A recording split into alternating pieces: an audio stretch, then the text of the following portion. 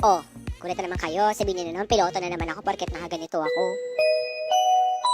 Mabuhay! Welcome to Philippine Airlines. Paparating na sa J. Ruiz Station.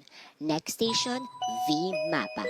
CD1 sa customer service plus. CD1 sa customer service plus. Size 7 Black Gamusa. So ngayong week, kakantahan ko kayo ng mga iba't ibang harap ko sa buhay mula Lunes hanggang Saturday. Kaya ang hashtag natin ngayong Lunes ay hashtag Kwentong Harot Monday.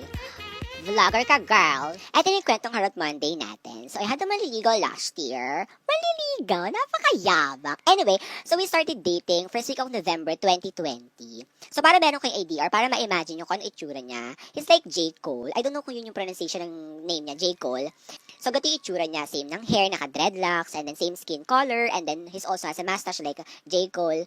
Going back, ayun nga, everything was so fast nung time na yon kasi parang second week of dating namin, meeting the family na agad, and the first time na pumunta siya ng bahay, nagluto siya para pa-impress daw, actually makababae. And then after that, a day, halos everyday na siya pupunta ng bahay, pinagluluto niya kami. December 21, I remember, tinanong ko si Guy, sabi ko sa kanya, kailan mo, ang arte ko pa noon, sabi ko sa kanya, kailan mo gusto na sagutin kita? Sabi niya, ha?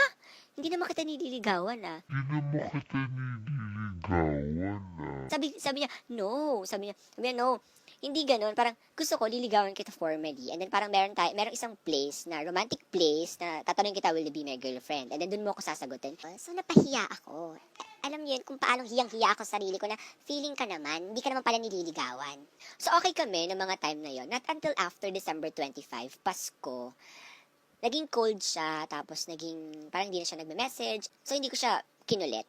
But before 2020 ends, minessage ko siya, tinext ko siya, sabi ko sa akin, anong problema? Diba sabi ko sa na kung aalis ka, magsabi ka, kung mawawala ka, ayoko nang ginughost ako, ganun-ganon. And kung nagsabi man siya ng totoo or hindi siya nagsabi ng totoo, okay, I let him go. And then, nitong Holy Week lang, tumatawag siya sa akin, tapos nag-message siya sa akin na gusto daw niya pumunta ng bahay. Kaya sa kwentong harot na to, gusto ko lang sabihin sa mga tao, particularly sa mga lalaki, na if you're gonna leave someone, at least tell them why. Sabihin nyo kung bakit kayo aalis, sabihin nyo kung bakit nyo kami iiwan. Because you know, what's more painful than being abandoned is knowing that you're not worth an explanation na para bang wala akong karapatan na malaman kung bakit mo ako iiwan. Okay? Kaya sa'yo, J. Cole, sayang ka eh. Ang sarap mo pa naman. Magluto. Ang sarap mo magluto. Sayang. Okay? Pero hindi pinanghihinayangan yung mga bagay na kayang palitan. Ay, yun lang. Bye.